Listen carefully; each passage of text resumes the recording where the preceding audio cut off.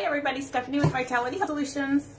And my last video, I showed you how to make a really simplistic nut pie crust that was versatile, and I said I would do my next video showing you why I was making the crust and the filling, so that you could use it for any filling you want. It could be for a cheesecake, it could be for a pumpkin pie. We're coming up on the holidays, so get creative.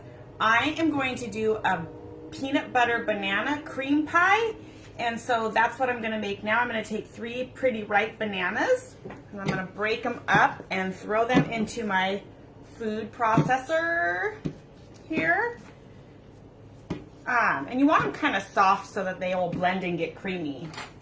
Here you can see I have a very messy, heavy 1 cup plus of organic peanut butter. And I'm going to scoop that in there.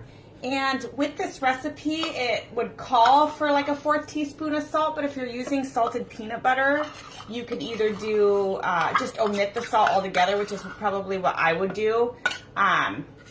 Or you could, depending on the type of peanut butter and how salty, you might want to just use a little bit less peanut butter, or a little bit less salt, not peanut butter.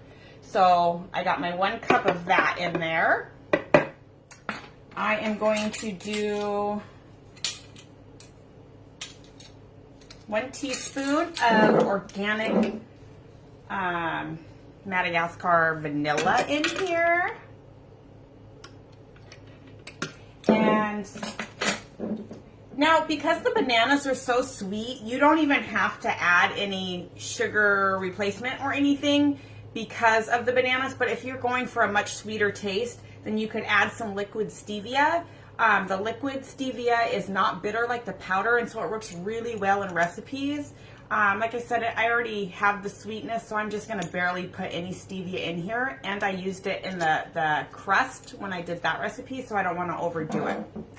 And right here, you've got 3 to 4 tablespoons, depending on the consistency that you want, of, this is soy milk, just because I happen to make soy milk at home and have it on hand. But you could use almond milk or whatever dairy replacement you want to. You could even add a little bit of butter or something for like a creamy consistency. So normally you'd put a pinch of salt in there, but like I said, I'm using salted peanut butter, and so I'm not going to do that. And just get it in the food processor. You can't see what's going on. And pretty much just going to blend it until it comes like a creamy cream pie consistency. I'm going to take this glove off because it's messy. But you'll have to open it up and give it a little stir.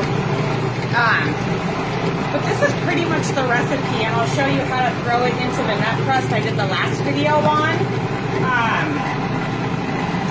Depending on the pie, you may need to bake or something, but like for these recipes or a cheesecake or anything, you don't even have to bake it. I baked the crust for only 10 minutes, and then this is pretty much how hard the recipe is. It's just getting it to blend and then throwing it in that completely cooled nut pie crust that I showed you. And then I put this in the freezer for 3 to 4 hours, or I will just leave it in the freezer and then take it out of the freezer and put it on the counter like a half an hour before I want to serve it, just to let it defrost. But you could leave it in the freezer for, I mean, months if you wanted to before you served it. So I'm going to do this, cream it all, I'll put it in my pie crust, and then I'll cover it with saran wrap, and that's pretty much the recipe. I'm doing this for some wacky, crazy person that doesn't like chocolate. Who doesn't like chocolate with their peanut butter? So I'm not going to add any like either peanut butter chips or chocolate chips on top, but you could totally like drizzle chocolate over the top and make it look pretty. Do like a over 70% cocoa in a chocolate, and you get a lot of antioxidant benefits and some nutritional value from it, so that you don't take a good recipe and ruin it with crappy chocolate chips. So you can see this has turned into like a very creamy consistency. Uh-oh, my little blade came up. But I'm just going to give it a little mix and maybe mix it for just 1 second, just because I want to make for sure it's all blended and creamy. While that's blending, I'm going to reach into the freezer behind me and grab the nut crust that we made in the last video.